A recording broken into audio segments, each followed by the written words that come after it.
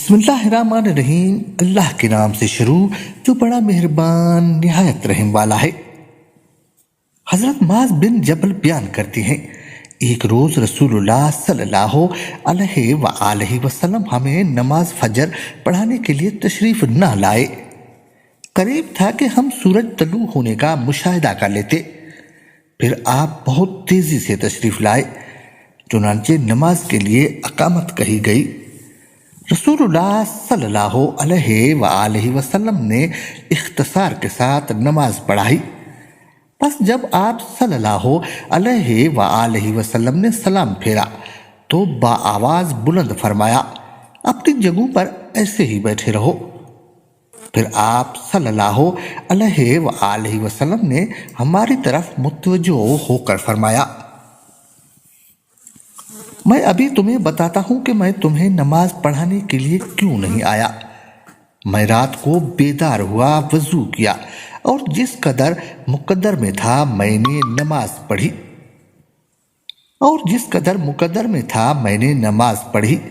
مجھے نماز میں اونگ آنے لگی، حتیٰ کہ وہ مجھ پر غالب آ گئی۔ تب میں نے اپنے رب تبارک و تعالیٰ کو بہترین صورت میں دیکھا۔ چنانچہ اس نے فرمایا، محمد۔ میں نے عرض کیا، میرے رب حاضر ہوں۔ فرمایا، فرشتے کس چیز کے بارے میں بحث و مباحثہ کر رہے ہیں؟ میں نے عرض کیا، میں نہیں جانتا۔ اللہ تعالیٰ نے 3 مرتبہ ایسے فرمایا۔ آپ صلی اللہ علیہ وآلہ وسلم نے فرمایا، میں نے اسے دیکھا کہ اس نے اپنا ہاتھ میرے کندھوں کے درمیان رکھا، حتیٰ کہ میں نے اس کی انگلیوں کی پوری ٹھنڈک اپنے قلب و صدر میں محسوس کی، اور میرے سامنے ہر چیز واضح ہو گئی اور میں نے پہچان لی۔ پھر رب تعالیٰ نے فرمایا، محمد۔ میں نے عرض کیا، میرے رب میں حاضر ہوں۔ فرمایا، مقرب فرشتے کس چیز کے بارے میں بحث و مباحثہ کر رہے ہیں؟ میں نے عرض کیا، گناہ مٹا دینے والے اعمال کے بارے میں۔ فرمایا، وہ کیا ہیں؟ میں نے عرض کیا، با جماعت نماز پڑھنے کے لیے چل کر جانا، نماز کے بعد مساجد میں بیٹھے رہنا، ناگواری کے باوجود اچھی طرح وضو کرنا۔ فرمایا، پھر وہ کس چیز کے بارے میں بحث کر رہے ہیں؟ میں نے عرض کیا، درجات کے بارے میں۔ فرمایا، وہ کیا ہے؟ میں نے عرض کیا، کھانا کھلانا، نرمی سے بات کرنا، اور جب لوگ سو رہے ہوں نماز تہجد پڑھنا۔ فرمایا، کچھ مانگ لیں۔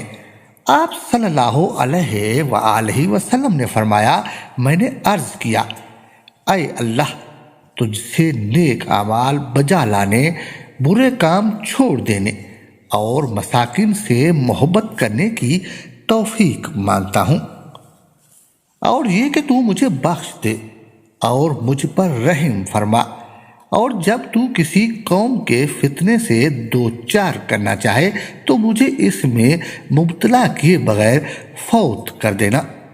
میں تجھ سے تیری رحمت، محبت، تجھ سے محبت کرنے والوں کی محبت اور ایسے عمل کی محبت کا سوال کرتا ہوں جو تیری محبت کے قریب کر دے۔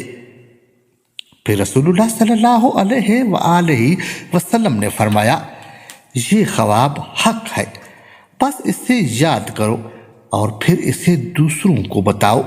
اللہ تعالی ہمیں بھی حضرت محمد مصطفیٰ صلی اللہ علیہ وآلہ وسلم کی احادیث مبارکہ پر چلنے کی توفیق اور اپنی زندگیوں کو سنوارنے کی بھی توفیق عطا فرمائے۔